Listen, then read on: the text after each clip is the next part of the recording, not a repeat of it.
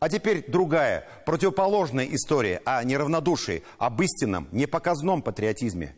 Журналисты программы «7 дней», недавно, во второй раз побывавшие в зоне проведения специальной военной операции, обратили внимание на то, что в блиндажах у наших бойцов повсюду висят детские рисунки. И с собой они носят письма, которые написали им совсем незнакомые школьники. В этих сочинениях нет фальши. Дети пишут от сердца, иногда не понимая и не представляя, в какой обстановке находится их адресат. Казалось бы, какое значение имеют рисунки и письма от незнакомых детей, когда не знаешь, что будет завтра, когда вокруг смерть? Но оказалось, для наших воинов подобные приветы с малой родины действительно важны. Они дают силу. Не боясь быть сентиментальными, наши солдаты неоднократно перечитывают эти письма, мысленно общаясь с детьми, написавшими свои послания. Один из бойцов именного татарского батальона, встретившись с нашей съемочной группой в окопе на передовой, сам изъявил желание прочитать вслух одно из таких писем, поблагодарить ее автора, девочку из Мамадыша, и написать ей ответ. 15-летняя ученица 2-го лицея Мамадыша Екатерина Вахрушева через наших журналистов получила письмо с фронта от незнакомого ей бойца. Это удивительная, очень теплая и человеческая история.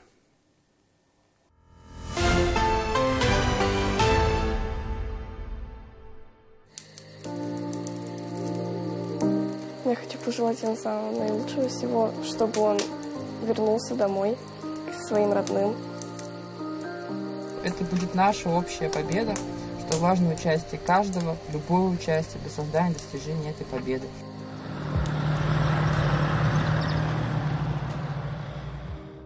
Условия полевые, состояние постоянной напряженности, мысли всякие, люди разные.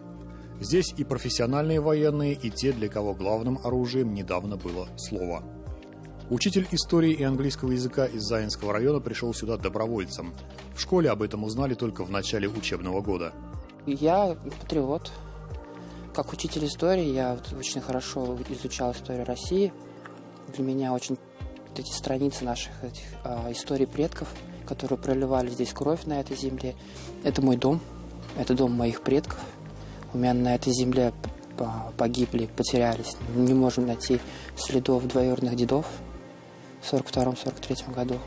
Сложно отвлечься от этой реальности, когда находишься в ней круглосуточно, без выходных и праздников.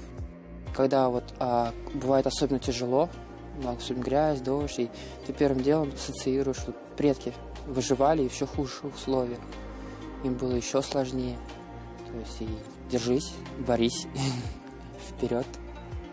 Пожалуй, каждый, находящийся в зоне специальной военной операции, может сказать, что здесь изменилось сознание, что по-другому стала восприниматься мирная жизнь. Те вещи, которые были обыденными, здесь стали особенно ценными. Просто возможность помыться, выстирать одежду, приготовить горячую еду, поговорить с родными – уже большая ценность. А когда приходят такие весточки от незнакомых, становится особенно тепло. Нам пришло письмо от детей. Мама, девочка Катя. Для детей важно знать, что их письма получены, что это вот, смотрите, видите, как красиво нарисовала дом. Вот это письмо очень сильно проникновенное, мы все прочитали, нам очень всех это задело. Вы и твои товарищи настоящие патриоты. Я уверена, что удача и справедливость будет на вашей стороне. Вы обязательно победите. Возвращайтесь живыми и здоровыми, мы будем вас ждать. Та самая девочка Катя, ученица Мамадышского лицея номер 2, когда писала письмо, не думала о том, что боец за 1000 километров отсюда так внимательно отнесется к нему. Я думала, как мое письмо прочитает солдат, как он будет рад, как он с улыбкой на лице его прочитает, как в нем появится сила, вера в себя у него появится. И, конечно, не было мысли о том, что на ее письмо боец ответит, и письмо с фронта дойдет до нее. Хочу сказать тебе и твоим одноклассникам, друзьям, школьникам с твоей школы, учителям огромное спасибо за поддержку и теплые слова. Для нас это очень важно понимать и осознавать, что дело наше правое, дома нас ждут и не забывают. Хочу вам всем сказать, что это будет наша общая победа, что важно участие каждого, любого участия для создания и достижения этой победы. Ведь только после этого будет мир и мирное небо. Такой получился в Мамадышском лицее номер 2 незапланированный классный час на патриотическую тему. И тем для беседы оказалось немало. Учителя нашего лицея, наши старшеклассницы, они шили одежду, которую тоже отправляли на фронт, отправляли нашим бойцам. Чем можем, тем помогаем, чем можем, тем вносим вот тот небольшой вклад в нашу приближающуюся победу. Конечно, это не единственное письмо, дошедшее до передовых позиций. Их тысячи. Они доходят практически с каждым грузом гуманитарной помощи. Директор этого лицея тоже неоднократно бывал на той территории.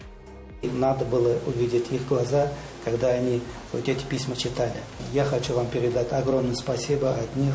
Они были очень довольны. И спасибо за то, что вы неравнодушны. То, что вы участвуете, ваши родители помогают, и вы в том числе. Победа будет за нами. Мы очень хотим, чтобы они вернулись поскорее, живыми, здоровыми. Да, мы их всех ждем, все любим, помним.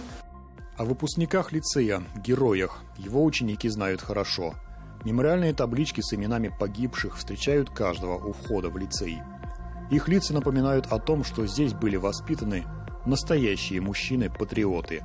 Выпускник 2007 года, капитан-танкист Александр Кореев, кавалер Ордена Мужества, посмертно.